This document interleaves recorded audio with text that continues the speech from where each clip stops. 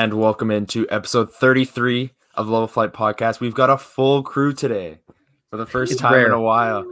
We've got a full crew. Let's go. Very Elliot rare. and Brian, how are you guys doing? Well, exhausted, but, we're here. We're vibing over here. We're living. We're doing our thing. We're vibing. Well, you know who's not vibing in Winnipeg? Pierre-Luc Dubois. Wow, he doesn't like the vibes here. Yeah. All right, so let's get right immaculate. into it. They are not.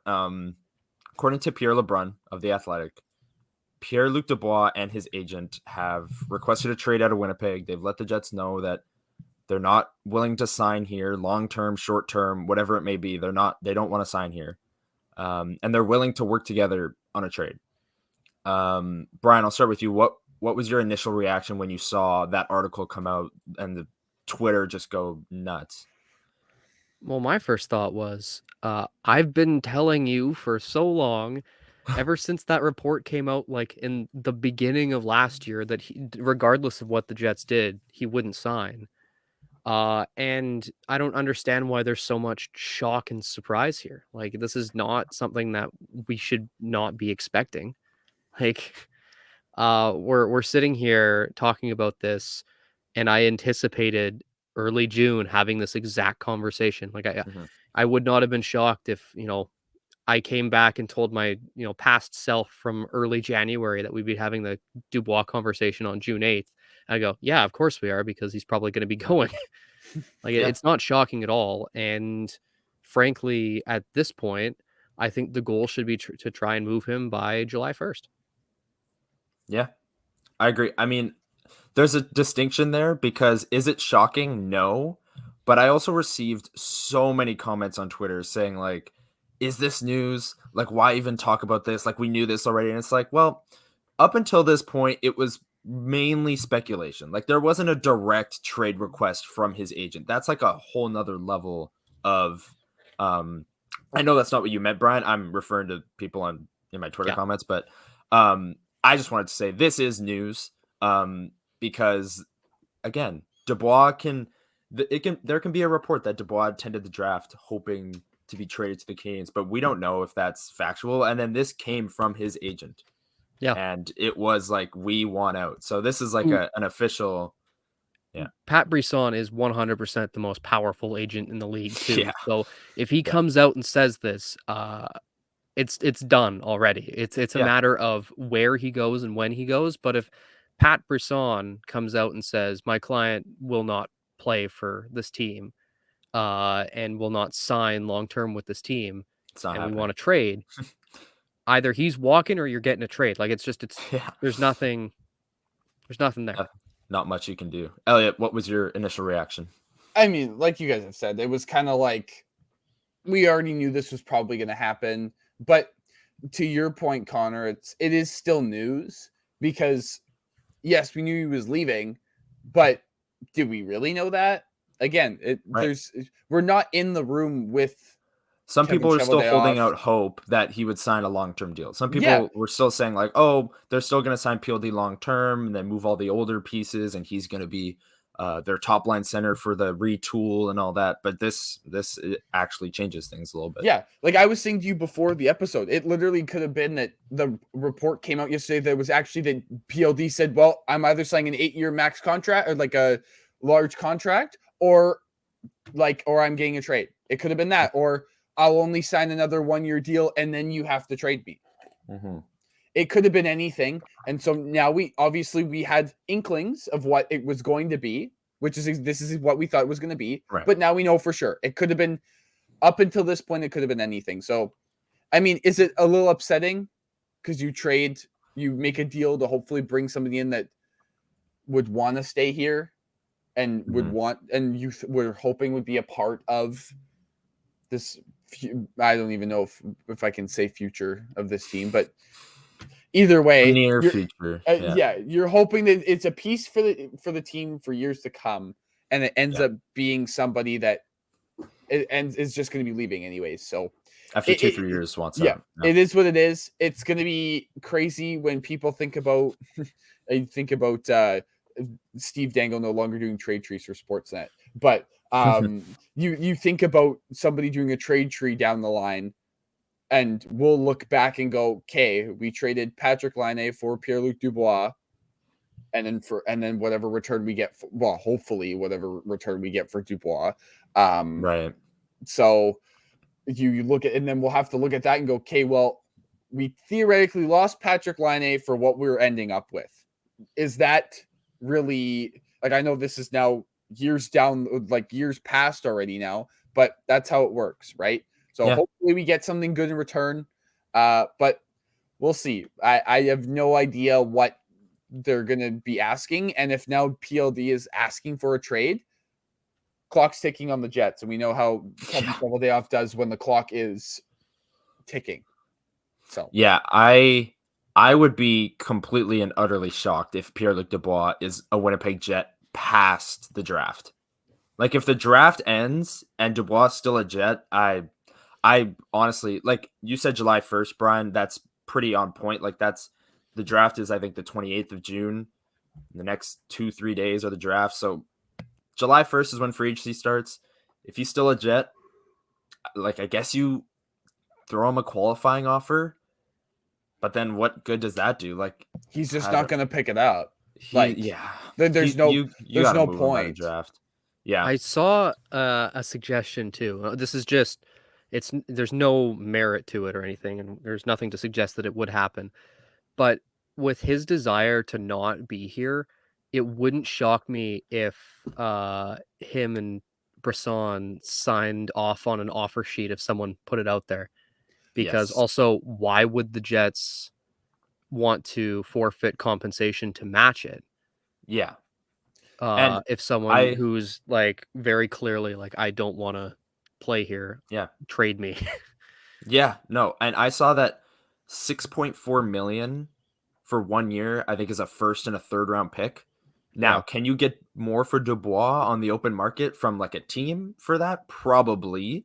But like you said, are you going to match that and pass up a first and a third round pick? I don't know, right? But that's a very realistic situation, especially from Montreal. Like, I could totally see Montreal going 1 year, $6.4 million. Either you match it and then you got to trade him and the ball is in your court, or you forfeit and we get Pierre-Luc Dubois and then we just give you our first. Well, and that honestly, thinking about that, maybe that could be a direction they go. Because and it may be the direction Chevy goes, because we know he doesn't like when there's a clock ticking. So theoretically, let's say he doesn't make a move at the draft. They qualify him. Montreal then sends a 1 year, $6.4 million offer sheet, or whatever the heck they want to throw at the Jets. Dubois signs it before the page even hits the table. Yeah. And but my suspicion would be, if it gets to that point, the Jets would match the offer, and they keep him for the year, and then they move him late, and then they would get more than that. Then they have a longer clock, and we know what Chevy wants to have as much time as he possibly can with every single player for every single trade, because he wants to maximize as much as he can. So theoretically, I can see them doing that. I can see them matching it and then trying to extend the time limit that he has. Yeah, and that's a great point, because if Dubois won't sign a 1 year deal with the Jets, and then Montreal offer sheets him, Dubois signs that offer sheet, and then the Jets match it, well, then he just signed a 1 year deal with the Winnipeg Jets. Yeah. Like, because the Jets matched it, and he's on a 1 year, $6.4 million contract, right? So he said he didn't want to sign that deal, but is he really going to roll the dice that the Jets won't match it and they'll just take the conversation? I don't know. Right? Well, the only thing is there, though, is then I honestly think matching it too, though, would be ill-advised, because then you're just giving him a walk into free agency. Yeah. Like, you would match it with the thought that you would get better than a first and third at like the deadline or something. Yeah, but like then you're just essentially too, like, you've then given away all of your leverage because you know he's going to leave. Yeah. At least now there's a rights control thing. Yeah. For another year. Yep. Absolutely. This situation is just silly. It's that's the best way of putting it. I at this point, I also think it'd be kind of funny if they did offer sheet him and bring him back just for the media to be like, so you don't want to That be first here. press conference. Yeah. That it would just be so you don't want to be here, and then PLD has to find a way of, well, I do like playing with this team, and he'd have to, I'm not going to say the word, but you know what I'm talking about. His way through the interview. PR. Yeah. PR trained interview his way out of it. So it's just silly, and it's just I hope we get something decent for him if it's draft pick compensation at this draft, a future draft. Like if It feels it's like not, a Trouba deal. Yeah, I agree. So it feels very similar. But this is not that we didn't know this was a problem, but this is becoming a problem. Yeah. Where good players are not wanting to stay here. Now, again, are we surprised? No. No. But is this news and we have to talk about it because now it's official? Yes. Yeah. So both can be true. Is what it is. Yeah. Originally, before the Dubois news dropped last night, we were going to do a prospect episode, and we are still going to do that. But first, we're going to hear a word from our sponsor, DraftKings. Brian is going to do it. I'm not sure if he's going to do it live here on the episode or what. We're doing it live. We're doing it live. It's okay. Live. It's live. All right. Well, Brian, take it away. That's the thing. We're talking Jets. Right. There is still hockey going on. Absolutely. Which Vegas up 2-0 on, Florida here, but we gotta start considering who you're putting your money on, right? So light the lamp during the hockey playoffs with DraftKings Sportsbook. New customers can make a $5 bet and instantly score $200 in bonus bets instantly. Download the DraftKings Sportsbook app and use code THPN. That's code THPN only at DraftKings Sportsbook. If you have a gambling problem, call 1-800-GAMBLER. In Massachusetts, called 1-800-327-5050, or visit gamblinghelpline.ma.org. In New York, call 877-8-HOPE-NY or text HOPE-NY 467-369. In Kansas, call 1-800-522-4700 on behalf of Boot Hill Casino and Resort. 21 plus in most eligible states, but age varies by jurisdiction. Eligibility restrictions apply. See DraftKings.com/sportsbook for details and state-specific responsible gambling resources. Bonus bets expire 7 days after issuance. Eligibility and deposit restrictions apply. Terms at sportsbook.draftkings.com/hockey terms. But yeah, there's a lot to consider when putting your money on some teams going forward. But make sure you do it responsibly. But your time's running out in terms of NHL hockey to look at for the sports book. But thanks again, DraftKings, for sponsoring us this episode. And now back to the Jets, but a little bit more hope going forward. But not the Jets. Yes, the Jets that are of tomorrow, the future Jets. Yeah. We're gonna start with the ones that, because we talked a lot about the Moose when they were making their playoff run at the end of the year there, and obviously we talked about the Jets too. So we're gonna start with the prospects that aren't on within the organization right now. Either they're in junior or they're in Russia or wherever, Sweden, wherever they might be, right? And we're gonna start with the WHL players with Chaz Lucius and Brad Lambert. Let's start with Chaz Lucius, 2021 first round pick. Last time we did a prospect episode, we talked about how it was right when he got sent down to the WHL and we weren't sure how he was going to do. He ended up putting up 15 points in 6 games before getting hurt, which 15 points in 6 games, like we're going to talk about Brad Lambert in a second. He put up 36 or 38 points in 26 games. If Chaz Lucius played 26 games at that pace, I think that's like 50 or 60 points. Like that's almost double what Brad Lambert put up. Like that is just unbelievable production, which it sucks that he got hurt because it would have been nice to see if he could carry that forward, right? He was playing phenomenal. But again, like Cole Perfetti, another first round pick, he's got to stay healthy, right? So what are you guys kind of expecting to start next season from Chaz Lucius, whether he is with the Moose, maybe up with the Jets in a smaller role? Brian, I'll start with you, but he's been injured a lot, but when he plays, he puts up points. I think he starts with the Moose. I think it's going to be a situation of they want to make sure that physically he's ready to roll. Because if you throw him into the NHL lineup right away and something happens that he gets hurt immediately, you start second guessing your decisions. I think you put him with the Moose. You put him in a decently high leverage role. And then what you're going to get out of him is what you're going to see moving forward. I think this is the season where you're actually going to see that development and the confidence that he was building up in the WHL. But it wouldn't shock me though if injuries and the team could look drastically different. This could look stupid on my part saying he won't be in the lineup. Meanwhile, we could, there could be 3 forwards on the move, right? So Right. Yeah. that opens the door for him. But I think if, for the most part, if just one forward departs, as we were discussing, you're looking at probably a injury call up, or maybe he starts the season just absolutely insane and he forces the hand. Like it could be I honestly wouldn't be shocked to see a Kyle Connor situation where he comes into camp, looks phenomenal, still gets sent down, essentially says, "No, I'm going to outperform everyone in the league. Call me back up." Yeah. Yeah, Elliot, what are your expectations for Chaz Lucius?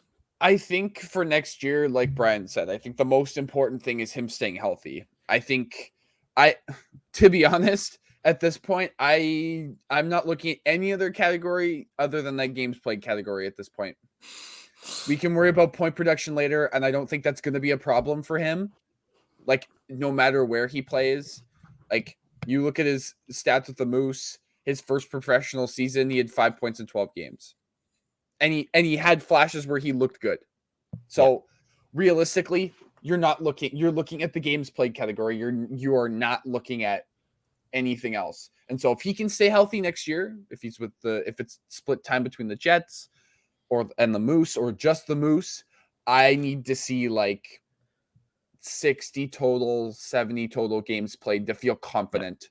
Because right now, after having multiple injuries already, I'm kind of leaning on the fence of is he going to be one of those players that we're going to look back and go, man, if he could just stay healthy. I really hope we don't have to. And obviously it happens. It's life and it's sports, but I'm hoping that he can stay healthy and like contribute to this team. But if he's going to be injury prone, it's kind of hard to do that.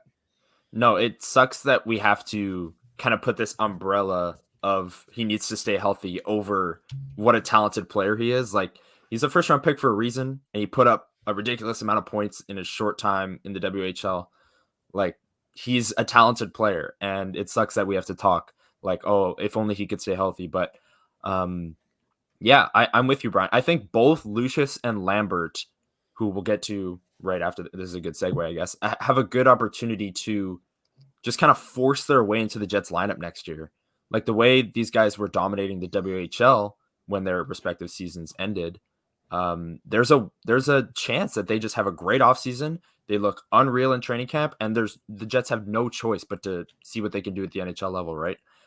We talked a lot about Lambert as the Thunderbird season was going, so we don't have to do a long thing on him. But are you guys? I'll just ask if you're expecting him to crack the NHL roster, because that's a thought that's being thrown out there, or are you looking for the Moose again? Elliot, I'll start with you. He had a chance to make the roster this past year before he even played any professional hockey. So I know, and we'll talk about him in a little bit here when we get to Moose prospects. But I think it'll kind of be like a Danny Jilkin sort of situation here, where as long as he has a good camp, I think that he has a good shot to make the NHL roster. Now, my whole thing with Lambert, and this has been the conversation all over social media, where do you play him? Because right now at the NHL level and the professional level, he's a winger. But he seems more comfortable and he seems to play more like himself and confidently as a center. Play him at center. Yeah, I think you've got to play him at center. So I think that you see in camp how he does against NHL and other professional centers. If he's still kind of looking iffy, you send him down the Moose and go, okay, we're not putting you on the wing. You're going to be a center. You got to rough it out. Because I believe, and you guys can correct me if I'm wrong, but I believe that he technically could still go back to the Dub again next year. Or is it like a 1 year, or is that like a 1 year thing? Either way, I don't think they should send him down to the WHL because I think I think he had lost his confidence and he needed to go down. Right. Like he had 3 points in 4 games with the Moose. He was a crazy -9. -9. Now, I will say if you look at all of his other stats, playing professionally in, I guess we shouldn't say it's his first professional season. His first season, I guess we should say North America. North America. Because he played professionally over in Finland. Yes. Also, those, I don't even want to look at the plus minus. That's disgusting. Anyway, that team was a disaster. So yeah. both. I believe both teams he played for were disasters. But either way, what the point that I'm trying to make is he needs to play center. If he's going to play at the NHL level and do it well, I think his highest ceiling is at center. I think he still is an NHL caliber player at wing, but he seems to be his most consistent and most confident at center. Also, let's be real. They might need him to play center if both Dubois and Scheifele aren't here next year. True. That is very true. Lucius Lambert, line 1, line 2, opening night. Next no, David Gustafson first line. No, what you do is you do triple L down the middle. You got Lucius Lambert Lowry. Oh, yes. Jesus. I love it. Someone will find some unreal nicknames for that. Do we have a fourth L? Do we? Yeah, the one that we took in the playoffs. Yeah, that one. Oh, wow. I would say too soon, but it's been a while, so I'll give you that one. It's been a month. Oh my God, it's been a month. Yeah. Lambert, I think we're all in agreement. He's got to play center because, like you said, Elliot, that's where he looks the most comfortable, and his high ceiling as a prospect is at center. He's a natural center. He's good at it. He's fast. He can cover a lot of area in the defensive zone, neutral zone, offensive zone, wherever you want him. So unless we have anything else on Lambert, we can move on. But those are the two WHL guys that put up massive production. Yeah. Elias Salomonson, think I got that right? He's doing things. He's doing things. Second round pick of 2022. Scott Wheeler was on Winnipeg Sports Talk a few days ago, and he was singing the praises of Elias Salomonson. He was raving about the season he just had. I saw some tweets that he's dominating the Corsi statistics over in the SHL. He's a right-handed shot defenseman that is a good puck mover. And the Jets don't have those in our organization. The Jets don't have a lot of right D prospects. So if Salomonson can, continue on this trajectory, which looks to be very good, he could definitely be an NHL piece in the future. I think Moose is very realistic for him next year, given the fact that he just dominated in the league that he played. I don't see why you wouldn't at least play him on the Moose and shelter him a little bit. But again, Scott Wheeler knows more about prospects than I do, and he was talking like Elias Salomonson just had the best possible season he could have had. So I'm officially a believer. I saw something else too yesterday. So I think his name is it's Thibaut Chattel or Chattel. I'm not 100% sure. He's a analytics coordinator for it's a website that specializes in Swiss hockey, but he's starting to use his model that he does for prospects to help project their potential impact over their career until they're 30. Okay. And his projection as of right now has Salmonson third among all prospects in Sweden, and is so high on him. He has him at 2.23 win shares, which is insane for a rookie. Yeah. But his projection has him as a top pair defenseman in his prime.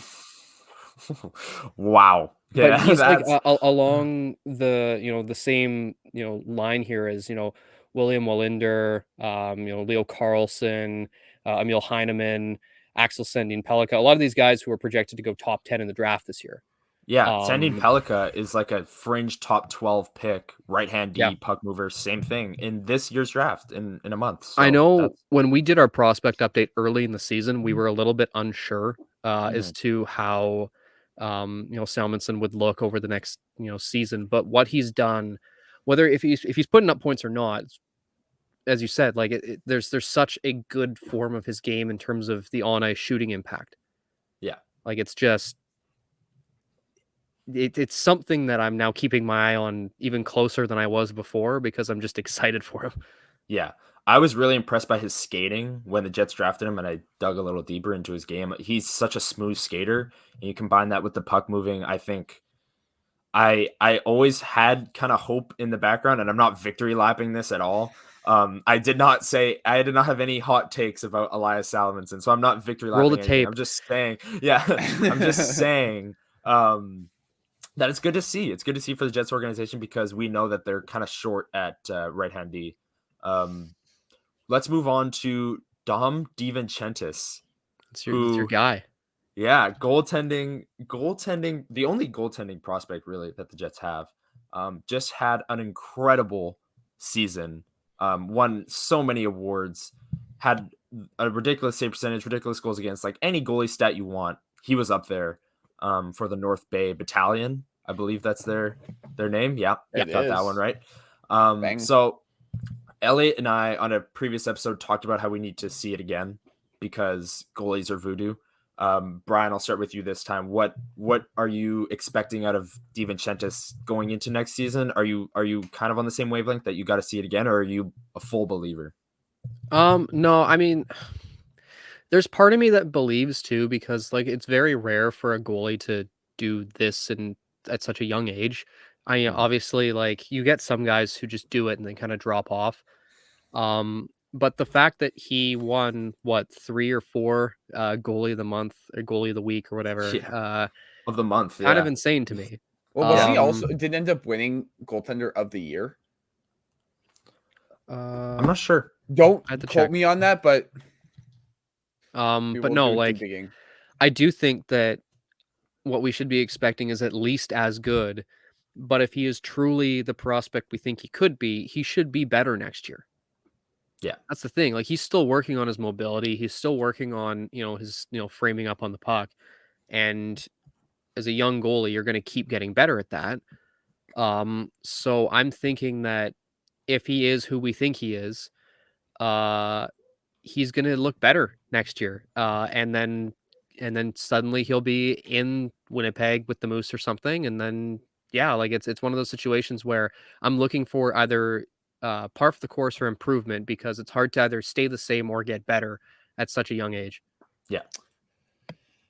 I can confirm that Dominic DiVincentis did win the Jim Rutherford Trophy, which is a OHL goaltender of the year. There you go. So Wow. he was considered the best goalie in the OHL. There you go. So, And you wild. know that's worth something. That is worth Yeah, something. His absolutely. 7th round pick. You're not expecting that at all. Came completely out of nowhere, and you got to give him props. Like I can sit here and say I got to see it next year because goalies are voodoo. But hey, you don't just win goalie of the year off of nothing, off of just pure luck, off of the puck hitting you, right? Like you got to have some real talent there. And for a 7th round pick, that's really impressive. So that's good for him. Let's move on to another 1st round pick. We're kind of jumping around. We talked about 2 1st round picks. Now we're going to go back to one. Went to the 7th round. Now we'll go back to the front of the draft. Rutger McGroarty. He had 39 points in 39 games for Michigan. Brian's. Are you wearing the hat today, Brian? No, I was wearing it the other day and then I put it down somewhere and it's somewhere in my room and I was going to It's wear it gone. because I knew that we were going to get the McGroarty talk today, but I couldn't find it. So instead I'm wearing my Seattle Kraken hat. So let's just say it's for Matty Beniers, also Michigan. There you go. There you go. He had 39 points in 39 games. As a freshman. He had a phenomenal World Juniors. I remember watching those and being impressed with him every game. He is about as legit of a prospect as the Jets have in their system. Like I don't know if the NHL is realistic for him next year or the AHL even. Like he might go back to Michigan. I believe he did decide he was going back to Michigan He's going back for a to sophomore Michigan, year. Yeah, for his which with that being the case, Michigan still has a lot of great talent. I wouldn't be shocked to see his name in the running for Hobie Baker at the end of the year. Ooh, spicy. I mean, Spicy as a take. freshman putting up a point per game, like Yeah, that's nuts. I I mean, I'm still a little bit salty that Kyle Connor didn't win it after, scoring like 35 goals in his freshman year, but So dumb. Like yeah. Was that the Jimmy Vesey year? Yep.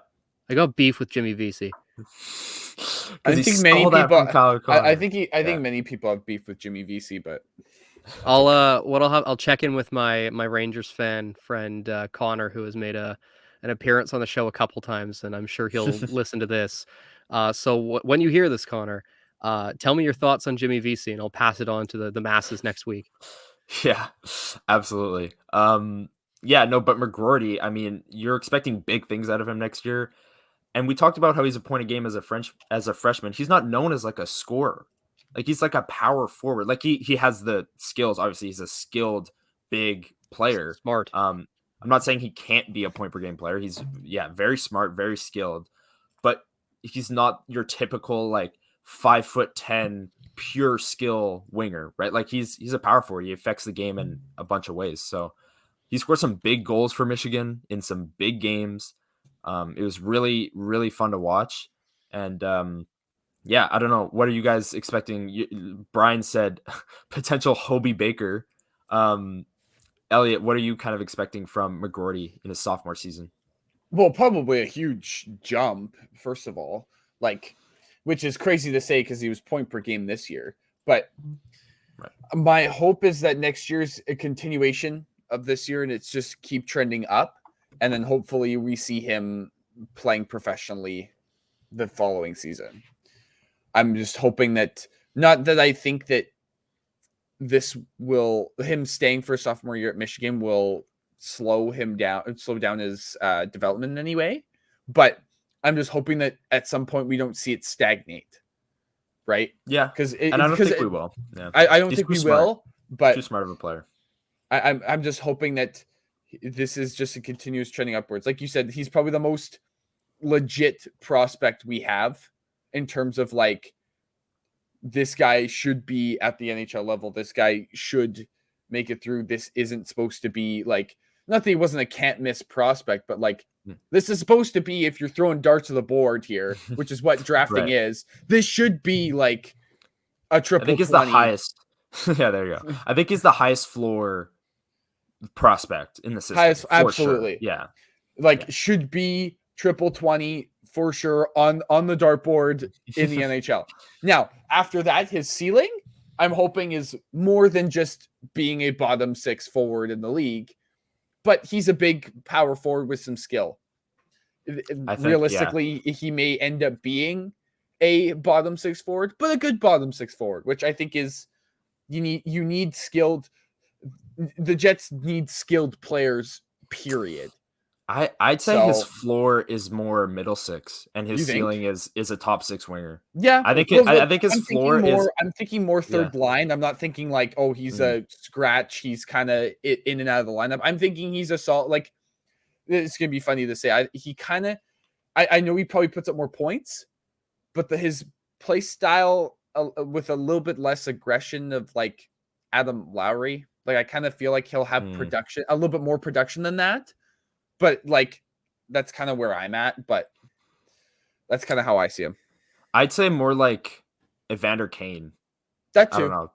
That's my kind of. Well, Jets fans might get like flashbacks, like bad. That's flashbacks also why I said that. Adam Lowry instead of Evander Kane, because Evander Adam Kane Lowry's on the ice when we're like deep into his career on the Oilers, not a one of the like a power forward that has a ridiculous shot with hands. That's my vision for McGroarty. So we've got one more that we're gonna go to on away from the organization, and then we'll do some quick hits in the organization because we've talked about those guys a lot. But Nikita Chibrikov, who I guess technically is in the organization now because he signed he signed his ELC with the organization right when the Moose were in the middle of their playoff series. Some people were wondering if he would play. He didn't end up playing, but that was kind of expected. I'm really excited to see him play next year. I'm assuming it'll be with the Moose. I doubt coming over from Russia, he's going to go straight into the NHL. But he's a very fast winger, creates a ton off the rush. If he does play with the Moose next season, just real quick, what are your guys' expectations? Are you expecting him to kind of control flow of play a little bit, or be more of like a Brad Lambert with his time with the Moose, kind of seat back, let others run the show kind of thing? I'm more of the mindset that he might start swinging into that throughout the season.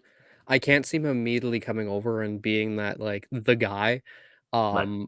But after, because like he's gonna have to feel it out a little bit. He's been playing in the K. He's been playing in the Russian junior leagues and everything, and you're not gonna see someone necessarily make the jump and then immediately become that impact guy.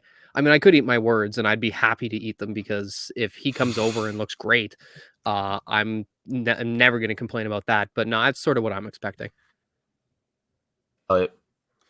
I just hope that he contributes. That's kind of all I have to say, in some way, because I think that will help his development at this point, right? So yeah, like he's already 20. We're already expecting guys like Lambert, who's at 20, Lucius, who's I believe 19 or 20. Like these are guys that are like getting to the point where we need to feel old. Yeah, I know.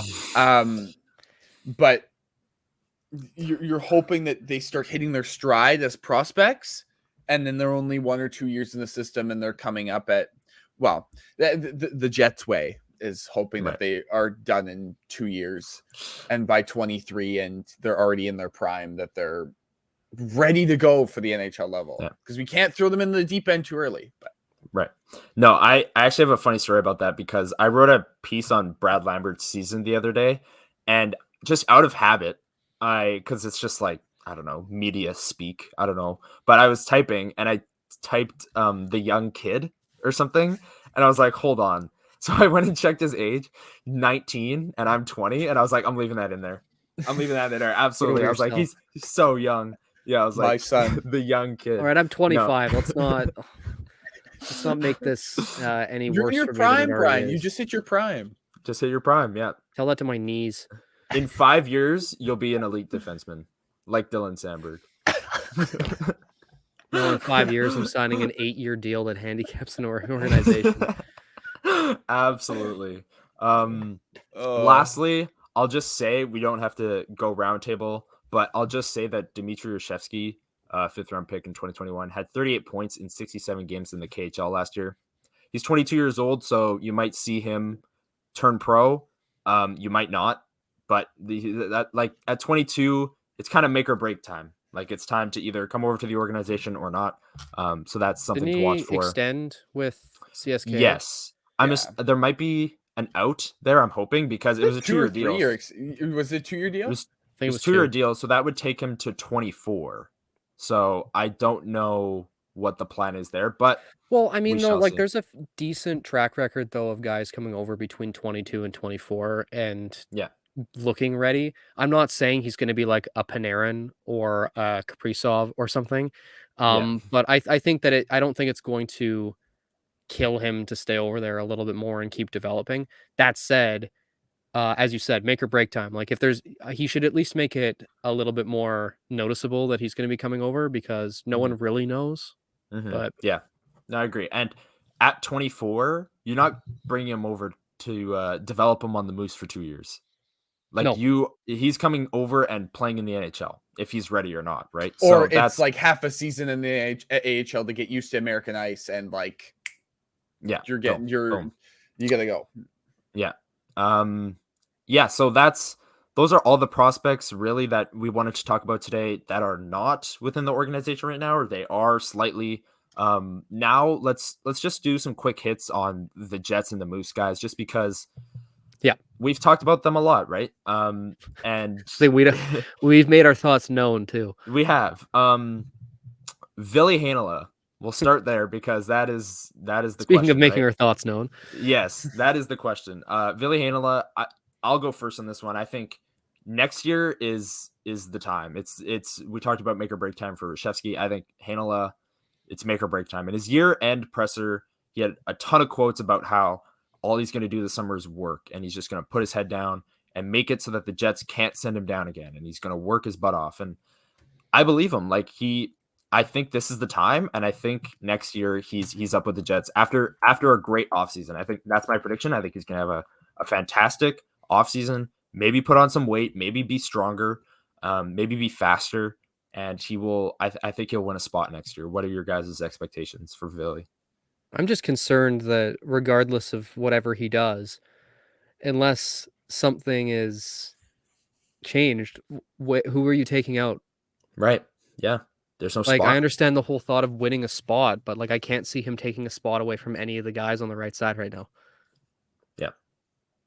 And You got to frankly, move the one of left, Schmidt or because Pionk like if to make a spot, if that's right, it's or it's it's a DeMello. fact that someone's going to or- have to be traded, or a hard decision in the organization is going to have to be made to scratch someone who isn't used to it. And I don't have the confidence that that's what's going to happen. But I mean, I'd love to be proven wrong. Yeah. Because as you said, I believe him too. I think he's going to, have the best offseason of his life. And I just hope that it works out for him. Yeah. Elliot, what are your I'm still in the expectations? camp that this is way overdue for him to even be getting multiple. Like, I don't want to harp here, but like I went and watched him. I know it's preseason hockey, but I went and watched him when he was in after the year he was drafted. They brought him in.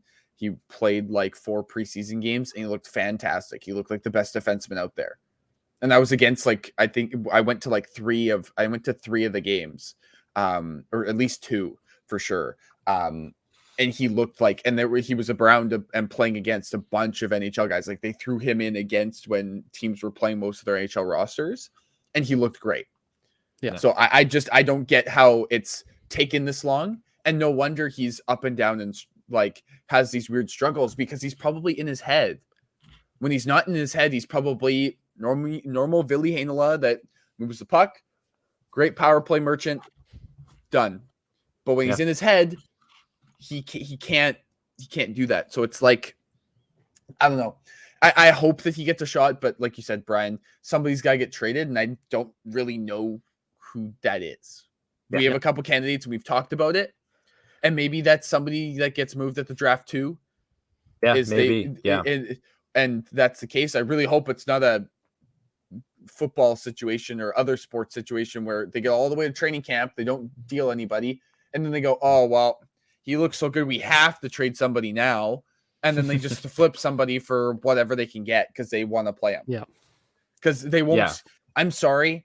And I agree with you, Brian. They're not scratching a Schmidt or a Pionk, or they're not scratching guys that have been not NHL. like they might, but not for any more than a game or two to send a message. Like they scratched Schmidt last year, and he was back in and never was taken out again for the rest of the season. Right. But I'm saying for Ville to have a spot, they're not scratching somebody like that. Yeah. Right. So is what it is. Yeah, I'm with you guys on that. I think the same can be said about Declan Chisholm.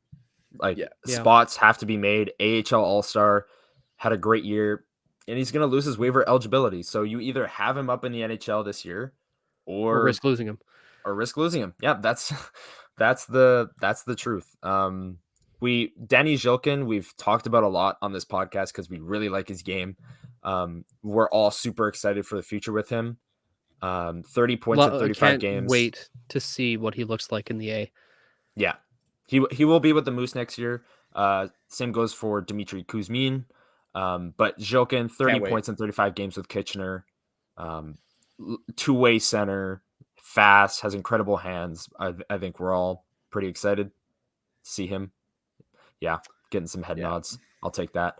Absolutely. Kuzmin, he'll be on the defense core next year for the Moose. Good puck mover, great offensive skills. They had him on wing. I went to a practice in the playoffs, and he was playing winger. On it may have just been the fill spot. It was for sure. But that's how good of a skater he is. So exactly, yeah. There you go. The new Dustin Byfuglien. Just throw him in at wing whenever we want. Wow, Dmitry Kuzmin, the next Dustin Byfuglien. You heard it here first. Yeah. Someone Google that, please, because that's the type of stuff that's going to get thrown around on Reddit, and then Elliot might have to leave the internet entirely. Yeah. I was just saying that the only player that I know of that has played was a defenseman, but the Jets just decided to play wing. It's Nathan Beaulieu. I don't know if you guys remember that. He played a game. I don't think I do. Fourth line left wing. He did. And Anyways, So, I okay, didn't so want to then I bring didn't up need to that hear that name terrible- ever yeah. again. Either way, the point I wanted to say is I like Kuzmin as a prospect. I'm really intrigued by his game. When we did the prospect overview, I dug really deep into him, and I'm super excited by his game. So hopefully he gets a good chance with the Moose. Puts up a Yeah. ton of points as a defenseman, so that's something to Oh, be excited yeah. about. Another defense prospect that's currently on the Moose, Simon Lundmark, 2019 second round pick, I believe. He admittedly really struggled this season. He was in and out of the lineup in the AHL. Like he was being scratched in big games for AHL veterans, and for Tyrell Bauer, who's a 5th round pick. Yeah, time's like running out for him. You really want to see more from him, and soon. Yeah, he also needs to have a big offseason because he struggled quite a bit with the Moose last year. Now there's 2 prospects on the Jets. I mean, Dylan Sandberg has graduated, I think, from the prospect. Yeah. He's like a top 4 guy going into next year, I think. But Cole Perfetti, I mean, we could just copy and paste the conversation from Chaz Lucius earlier. Stay healthy. Puts up a ton of points, is incredibly talented, incredibly smart. Gotta stay healthy. Yep. When he was healthy It's on this both year, shoulders for him. yeah, when he was healthy this year, he was great. I mean, he put up a ton of points. He was in the top 6. He was a great third wheel on a line with Scheifele and Wheeler, or maybe depending on what you think of Blake Wheeler, you could say Wheeler was the third wheel, but that's up to you. But he was great. I don't know what you guys kind of just echoing the stay healthy thing, or what are your expectations next year, Brian? Yeah, stay healthy the and love do what of you God. did last year. Like, For the love of God, please. Truly, like he was so good on both sides of the puck last year. And I truly think that the key is him just playing a full, between 70 and 82 games.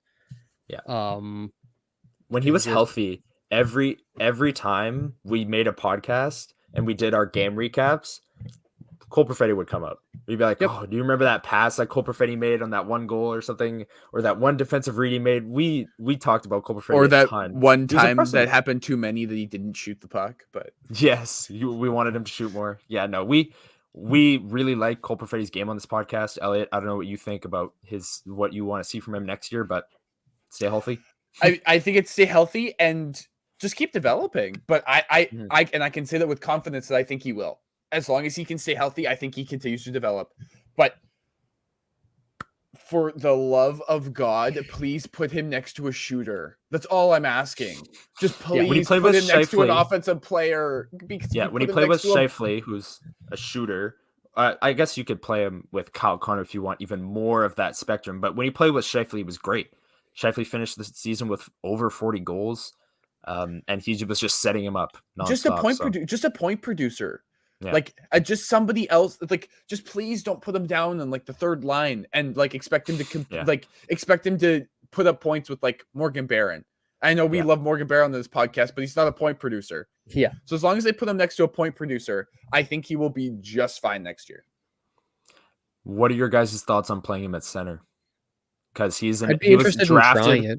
He was drafted as center. He was. Also depends on the situation that we go into camp with, where if we're down one or both of those centers that we've already spoken of, you might have to. Yeah. I don't know if I'm like, this is an NHL coach question. I don't know what protects a player more, playing at center on the wing, like being in the open ice or being along the wall.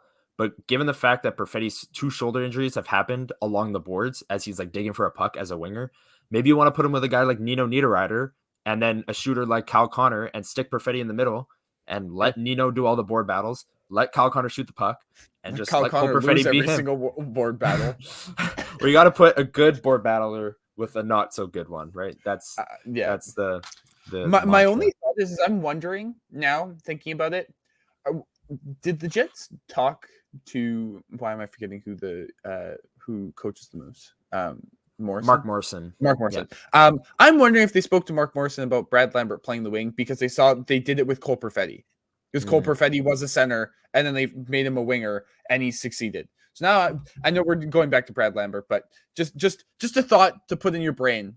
But I don't know what does protect him more, because we just saw that Jack Eichel just got lit up by Matthew Tkachuk in open ice the other night. Well, if you toe pick into Matthew Tkachuk, you're gonna get lit up. So that's what happened. That's a question that's beyond our pay grade. Yes, for sure. The last prospect. But hey, if you want to pay me to make that decision, go right ahead. Elliott's accepting tips. Yeah. No, but the last prospect that we have on our list here for the Jets is David Gustafsson. Again, we're gonna sound like we're repeating ourselves, but stay healthy. Yeah, no. Yeah. I liked what I saw from him last year. Yeah, me too. I personally think his ceiling is like a third line center, but he's got to stay healthy. A good one. It's crazy to think next year. It's crazy to think that all of the prospects that we like and think played well played the least amount of time this year.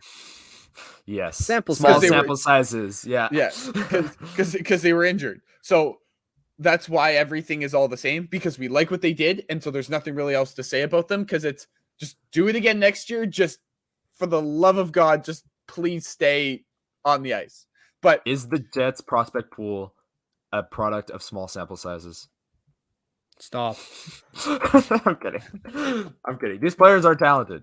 Yes. They just need to stay healthy. Well, I mean, they were drafted by an NHL team. I kind of hope that they'd be talented. But I mean, hey, if I you didn't look at the NHL roster, and hey man, if I could have been there, it could have been me. I'm telling you, man.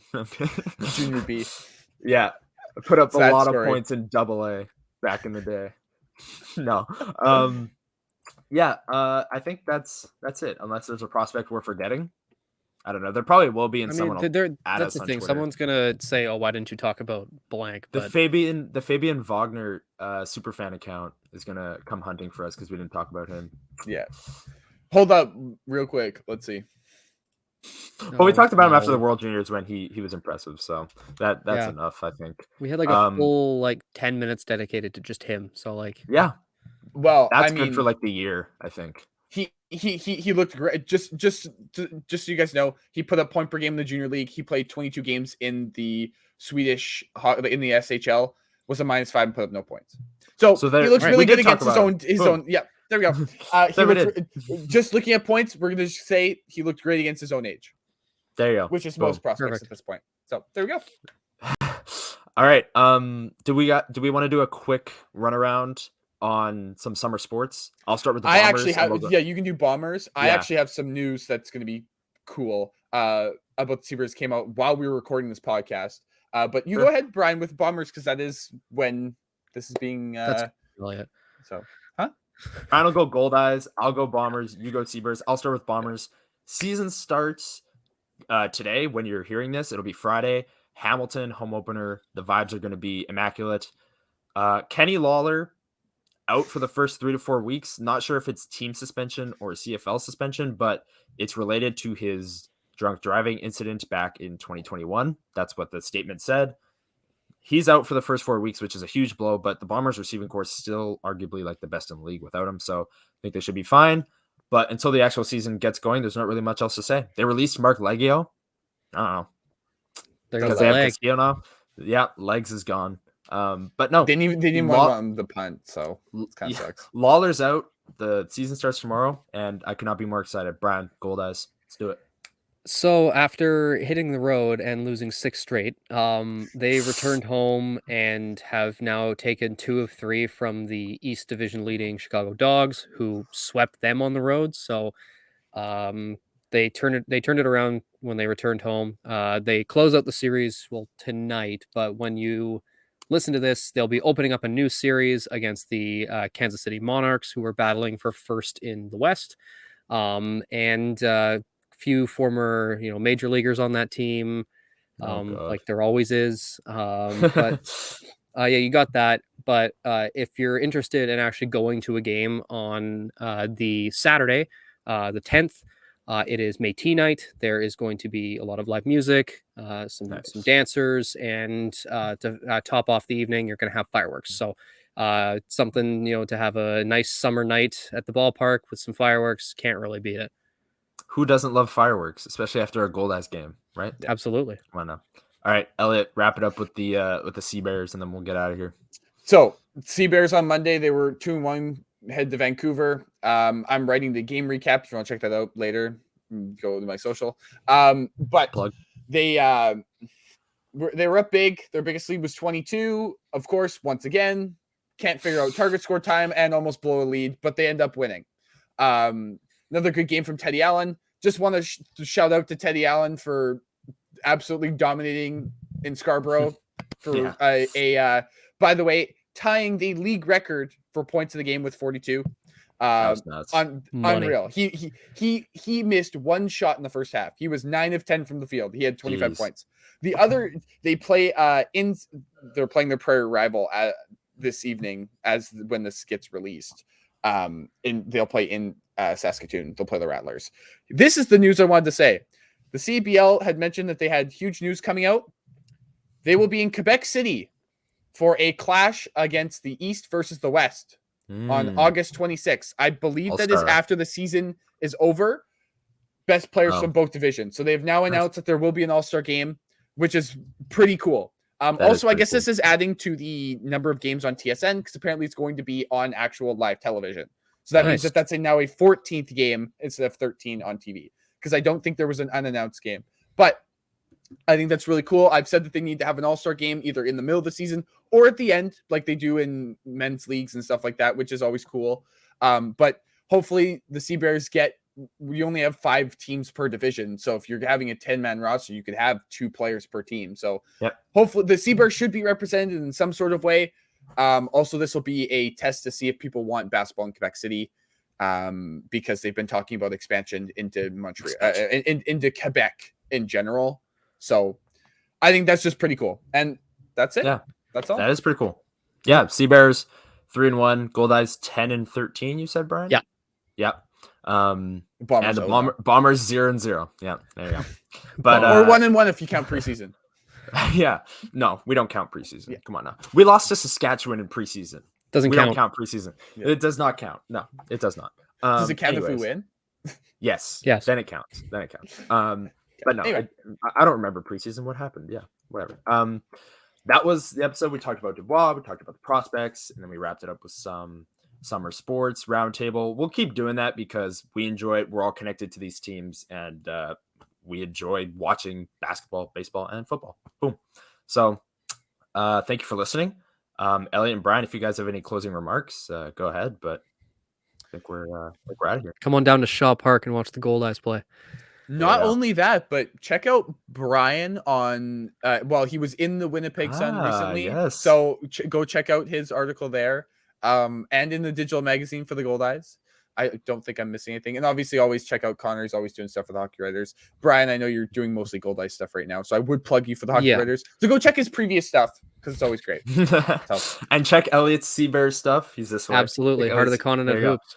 We've all got stuff going on. Yeah. And you should check it out. Yeah. Big things. Absolutely. But yeah, if you see a Gold Eyes article in the Sun, it's probably Brian. Yeah, look at the name underneath it because it's probably me. That's so sick. But yeah, let's get out of here. That was a good episode. Thank you everyone for listening, and check us out next week. Go Bombers. Let's go Gold Eyes. Go Bears, baby. Yeah, Bears.